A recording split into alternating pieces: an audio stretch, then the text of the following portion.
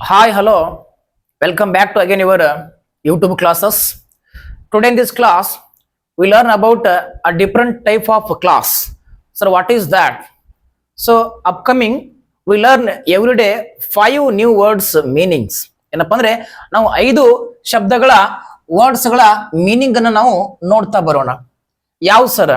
ಈಗ ಈ ಕ್ಲಾಸಲ್ಲಿ ನಿಮಗೆ ನಾನು 5 ಹೊಸ ಶಬ್ದಗಳ ಮೀನಿಂಗ್ಸ್ ಅನ್ನ ಹೇಳ್ತಾ ಬರ್ತೀನಿ.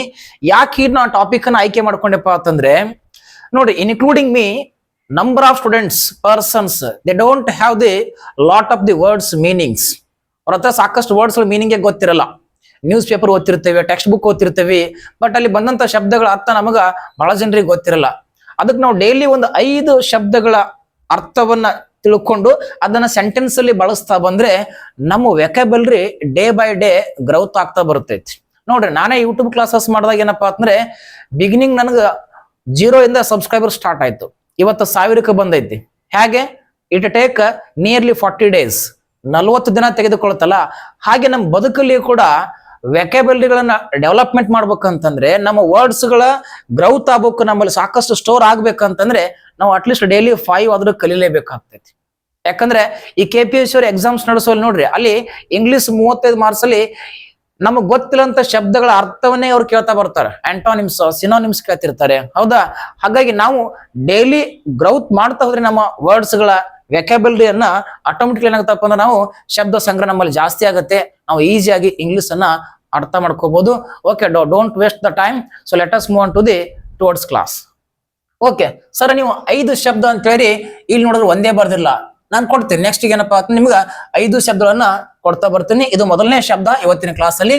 ಸರ್ ಯಾವ್ದು? ನೋಡ್ರಿ, ಕೆಯಾಟಿಕ್. ಏನ್ರಿ ಇಲ್ಲಿ ಬರ್ದಿ ನೋಡ್ರಿ, ನಿಮಗೆ ಕನ್ನಡ ಮೀನಿಂಗ್ ಕೆಯಾಟಿಕ್ ಅಂತ ಹೇಳ್ತೀವಿ. ಕೆಯಾಟಿಕ್ ಅಂದ್ರೆ ಏನ್ ಸರ್? ಕೆಯಾಟಿಕ್ ಅಂದ್ರೆ ಗೊಂದಲ, ಅಸ್ತವ್ಯಸ್ತ ಅಂತಿದ್ರೆ, ಗೊಂದಲ ಅಥವಾ ಅಸ್ತವ್ಯಸ್ತ ಅಥವಾ ಡಿಸ್ ಆರ್ಡರ್ ಅಂತಿದ್ರೆ ಹೇಳ್ಬೋದು. ಏನ್ರಿ? ಡಿಸ್ ಆರ್ಡರ್ ಅಂತ ಹೇಳ್ತೀವಿ ನಾವು. ಡಿಸ್ ಆರ್ಡರ್ಡ್ ಅಂತ ಹೇಳ್ಬೋದು. ಓಕೆನಾ? ಡಿಸ್ ಆರ್ಡರ್ಡ್ ಅಂತಿದ್ದ. ಅಥವಾ ಇನ್ನೊಂದೇನಪ್ಪ ಅಂದ್ರ ಮೆಸ್ಸಿ ಅಂತ ಹೇಳ್ತಾ ಬರ್ತೀವಿ ನಾವು. ಏನ್ರಿ? ಮೆಸ್ಸಿ, MESSY, ಮೆಸ್ಸಿ ಅಂತ ಹೇಳ್ತಾ ಬರ್ತೇವೆ. ಓಕೆನಾ? ಈಗ ಸಾಕಷ್ಟು ಅದಕ್ಕ ಸಿನೋನಿಮ್ಸ್ಗಳು ಬರ್ತಾ ಹೋಗ್ತಾವ. ಅಥವಾ ಡಿಸ್ ಆರ್ಗನೈಸ್ಡ್ ಅಂತ ನಾವು ಹೇಳ್ಬೋದು. ಓಕೆನಾ? ಹಾಗಾದ್ರೆ ನೋಡ್ತಾ ಹೋಗೋಣ, ಈ ಒಂದು ಕೆಯಾಟಿಕ್ ಅನ್ನುವಂತ ಶಬ್ದವನ್ನ ನಾವು ಸೆಂಟೆನ್ಸ್ ಅಲ್ಲಿ ಹೇಗೆ ಬಳಸಬೇಕು. ಈಗ ನಾನಿಲ್ಲಿ 5 ಸೆಂಟೆನ್ಸ್ ಬರಿತಾ ಬಂದಿನಿ. ಮೊದಲನೇದ್ ನೋಡ್ರಿ, the current political situation is chaotic ಅಂತ ಬರ್ದಿನಿ ನಾನು. ಅಂದ್ರೆ ಈ ಪ್ರಸ್ತುತ ರಾಜಕೀಯ ವ್ಯವಸ್ಥೆ, ಸಿಚುವೇಶನ್ಸ್, ಸಂದರ್ಭ ಹೇಗಿದೆಯಪ್ಪ ಅಂದ್ರ ಟೋಟಲಿ ಅಸ್ತವ್ಯಸ್ತ ಆಗಿದೆ, ಗೊಂದಲಮಯದಿಂದ ಕೂಡಿದೆ ಅಂತ ಹೇಳುವಾಗ ನಾವು ಈ ರೀತಿ ಆ ಕೆಯಾಟಿಕ್ ವರ್ಡ್ ಅನ್ನ ಬಳಸಬಹುದು. ನೆಕ್ಸ್ಟ್ ನೋಡ್ತಾ ಹೋಗೋಣ, ಹೀಸ್ ಲೈಫ್ ಈಸ್ ಟೋಟಲಿ ಕೆಯಾಟಿಕ್. ಅವನ ಜೀವನ ಏನಪ್ಪಾ ಅಂದ್ರ ಒಂಥರ ಗೊಂದಲಮಯವಾಗಿ ಬಿಟ್ಟೈತಿ, ಅಸ್ತವ್ಯಸ್ತವಾಗಿ ಬಿಟ್ಟೈತಿ ಅಂತ ಹೇಳುವಾಗ ಈ ರೀತಿ ನಾವು ಬಳಸಬಹುದು. ನೆಕ್ಸ್ಟ್ ನೋಡಿ, third one, it was really chaotic just before the show started. ಈ ಶೋ ಸ್ಟಾರ್ಟ್ ಆಗೋಕ್ಕಿಂತ ಮುಂಚೆ ಹೆಂಗಿತ್ತಪ್ಪ ಅಂತಂದ್ರೆ, just before the started of this show the entire situation is going to disorder, chaotic, messy ಆಗಿತ್ತು ಅಂತ ಹೇಳ್ಬೋದು. ಅಂದ್ರೆ ಟೋಟಲಿ ಅಸ್ತವ್ಯಸ್ತ ಆಗಿತ್ತು. ಜಸ್ಟ್ ಏನಪ್ಪಾ ಅಂದ್ರೆ ಈ ಶೋ ಸ್ಟಾರ್ಟ್ ಆಗೋಕ್ಕಿಂತ ಮುಂಚೆ. ನೋಡ್ರಿ, ಅಲ್ಲಿ ಆ ಮೀನಿಂಗ್ ಅನ್ನ ಕೊಡ್ತೈತಿ. ನೆಕ್ಸ್ಟ್ ಫೋರ್ತ್ ಒನ್ ನೋಡ್ತಾ ನೋಡಿ, he had an unhappy and chaotic childhood. ಅವನ ಬದುಕು ಹೆಂಗಿತ್ತಪ್ಪ ಅಂತಂದ್ರೆ ಅನ್ಹ್ಯಾಪಿ, ಅಸಂತೋಷ, ಸಂತೋಷ ಇರ್ಲಿಲ್ಲ, there is no happy, and totally it is going to chaotic, ಅಸ್ತವ್ಯಸ್ತದಿಂದ ಕೂಡಿತ್ತು ಅಂತ ನಾವು ಈ ರೀತಿನೂ ಹೇಳ್ಬಹುದು.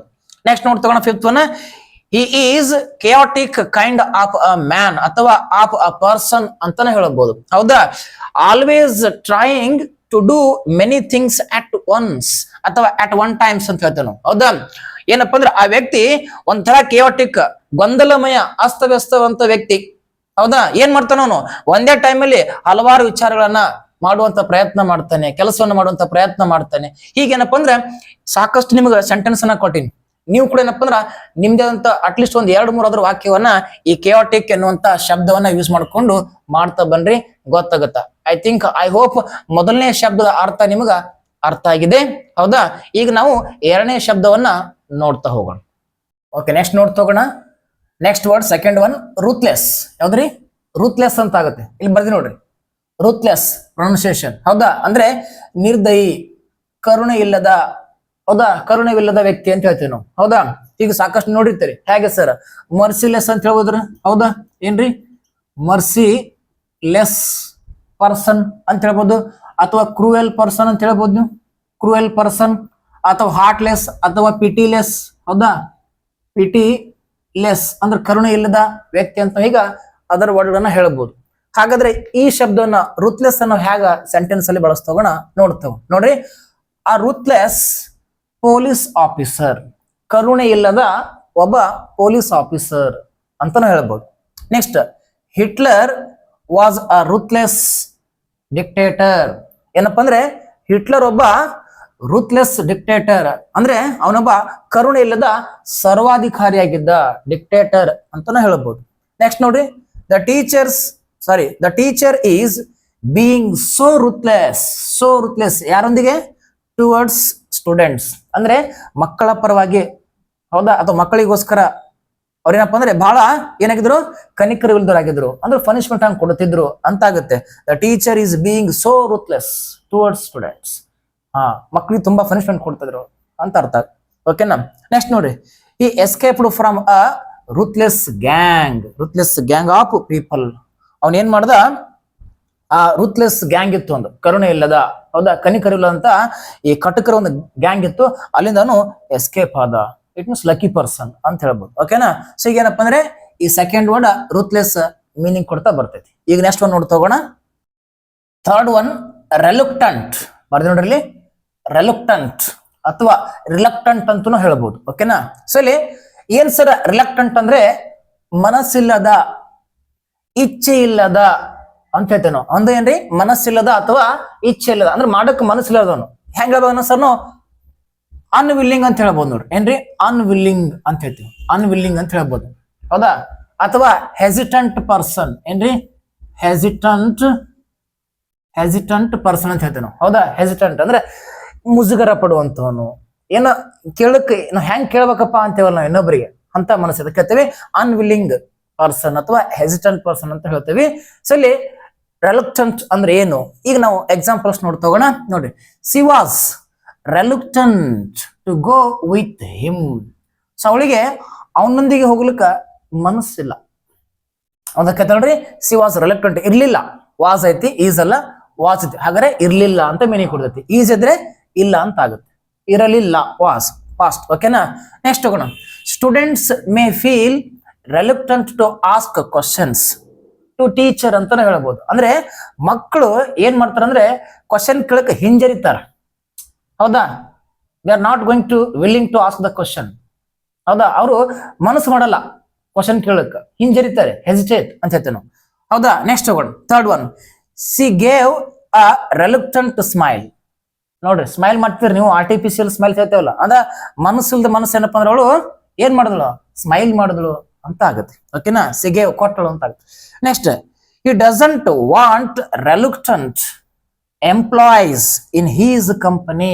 ನೋಡ್ರಿ, ಅವನಿಗೆ ಎಂತ ಎಂಪ್ಲಾಯ್ಗಳು ಅವನಿಗೆ ಆಸಕ್ತಿ ಇಲ್ಲ, ಬೇಡಾಗಿತ್ತು ಅವನಿಗೆ ರೆಲುಕ್ಟಂಟ್ ಎಂಪ್ಲಾಯೀಸ್, ಮನಸ್ಸಿಲ್ಲದೆ ಸುಮ್ಮನೆ ಹೇಗೋ ಕೆಲಸ ಮಾಡ್ತಾರಲ್ಲ ಅಂತ ಎಂಪ್ಲಾಯೀಸ್ಗಳು ಅವನ ಕಂಪ್ನಿಯಲ್ಲಿ ಅವನಿಗೆ ಬೇಡಾಗಿತ್ತು ಅಂತ ಆಗುತ್ತೆ. ಓಕೆನಾ. ಸೊ ಇದು ಅಬೌಟ್ ಥರ್ಡ್ ಒನ್ ರೆಲುಕ್ಟಂಟ್ ಆಗುತ್ತೆ. ನೆಕ್ಸ್ಟ್ ವರ್ಡ್ ಮೀನಿಂಗ್ ನೋಡ್ತಾ. ಓಕೆ, ಇವಾಗ ಫೋರ್ತ್ ಒನ್ ನೋಡ್ತಾ ಹೋಗೋಣ. ಫೋರ್ತ್ ಒನ್ ಬರ್ದಿ ನೋಡ್ರಿ, ಮನಲ್ಲಿ ಡಿಸೆಪ್ಟಿವ್ ಅಂತ ಹೇಳ್ತೀವಿ. ಏನ್ರಿ,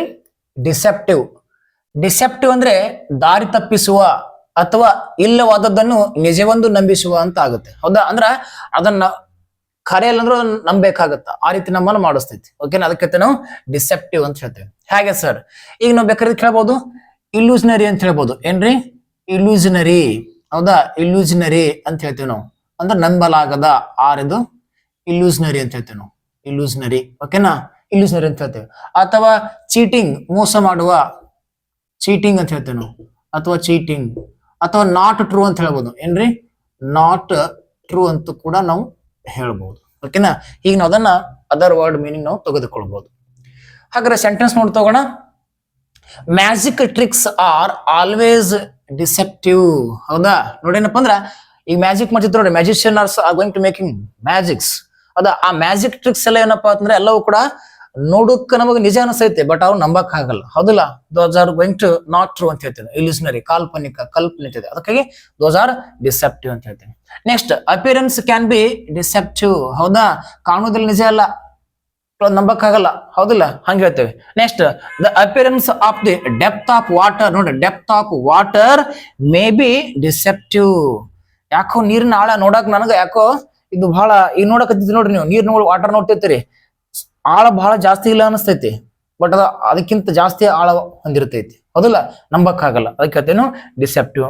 ಇಟ್ ಈಸ್ ಡಿಸೆಪ್ಟಿವ್ ಪಾತ್. ಇದು ನಂಬಿಕೆ ಅರ್ಹಲ್ಲದಂತ ದಾರಿ ಅಂತ, ಹೌದಾ? ಮೋಸವಾಗುವಂತ ಹಾದಿ ಇರುತ್ತೆ, ಎಷ್ಟೋ ಜನ ನೋಡ್ತಿರ್ತೇವೆ, ಓಕೆನಾ? So it is the meaning of the word deceptive. Okay, ಈಗ the last word, fifth one word ನೋಡ್ತಾ ಹೋಗೋಣ. ಓಕೆ ನೋಡ್ರಿ, ಇವಾಗ ನಾವು ಫಿಫ್ತ್ ಒನ್ ವರ್ಡ್ಸ್ ಮೀನಿಂಗ್ ನೋಡ್ತಾ ಹೋಗೋಣ. That is sceptical. ಇಲ್ಲಿ ಬರ್ತೀವಿ ನೋಡ್ರಿ, ಏನ್ರಿ ಸ್ಕೆಪ್ಟಿಕಲ್ ಪ್ರೊನೌನ್ಸಿಯೇಷನ್. ಹಾಗಂದ್ರೆ ಏನ್ ಸರಪ್ಪ ಅಂದ್ರೆ ವಿಷಯವನ್ನು ನಂಬದಿರುವ ಅಥವಾ ಸಂದೇಹ ಪಡುವ ಅಂತ ಆಗುತ್ತೆ, ಅಂದ್ರೆ ನಾವು ಡೌಟ್ ಪಡುವಂಥದ್ದು. ಇದಕ್ಕೆ ಅದರ್ಸ್ ವರ್ಡ್ ನಾವು ಸಿನೋನಿಮ್ಸ್ ಆಗಿ ಏನ್ ತಗೋದಪ್ಪ ಅಂದ್ರ ಡೌಟ್ಫುಲ್ ಅಂತ ಹೇಳ್ಬೋದು ನಾವು. ಏನ್ರಿ ಡೌಟ್ಫುಲ್ ಅಂತ ಹೇಳ್ತೇವೆ ನಾವು, ಹೌದಾ? ಡೌಟ್ಫುಲ್ ಅಥವಾ ಸಸ್ಪಿಸಿಯಸ್ ಅಂತ ಹೇಳ್ಬೋದು ನಾವು. ಏನ್ರಿ ಸಸ್ಪಿಸಿಯಸ್, ಸಸ್ಪಿಸಿಯಸ್ ಅಂತ ನಾವು ಕೂಡ ಇದನ್ನ ಹೇಳ್ಬೋದು. ಹಾಗಾದ್ರೆ ಈ ವರ್ಡ್ ಮೀನಿಂಗ್ ಅನ್ನ ಸೆಂಟೆನ್ಸ್ ವೈಸ್ ನೋಡ್ತಾ ನೋಡ್ರಿ. ಫಸ್ಟ್ ಒಂದು ಸೆಂಟೆನ್ಸ್ ಇದೆ, I was sceptical about the result when I started it ಅಂತಿದೆ. ಇದಕ್ಕೆ ನಾನು ನಂದೇ ಎಕ್ಸಾಂಪಲ್ ತಗೋಬಹುದು. ಏನ್ ನೋಡ್ರಿ, I was sceptical about the result when I started my YouTube channel ಅಂತ ಹೇಳ್ಬೋದು ನಾನು. ಅಂದ್ರೆ ನಾನು ಯಾವಾಗ ನಾನು ಯೂಟ್ಯೂಬ್ ಚಾನಲ್ ಸ್ಟಾರ್ಟ್ ಮಾಡಿದ್ದೆ ಅವಾಗ ನನಗೆ ಸಂದೇಹ ಇತ್ತು, ಇದು ಚೆನ್ನಾಗಿ ಗ್ರೌತ್ ಆಗುತ್ತಿಲ್ಲೋ, ಹೆಂಗ್ ರೆಸ್ಪಾನ್ಸ್ ಬರುತ್ತೆ ಅನ್ನೋ ಸಂದೇಹ ನನಗಿತ್ತು ಅಂತ ನಾ ಹೇಳ್ಬೋದು. ನೆಕ್ಸ್ಟ್ ನೋಡ್ರಿ, ಆಮೇಲೆ second one, he knows about the convince. ನೋಡಿ, ಸ್ಕೆಪ್ಟಿಕಲ್ ಕಸ್ಟಮರ್ಸ್ ಟು ಬೈ. ನೋಡಿ, he knows how to convince. ಅವನಿಗೆ ಚೆನ್ನಾಗಿ ಗೊತ್ತಿದೆ ಏನಂತೇಳಿ.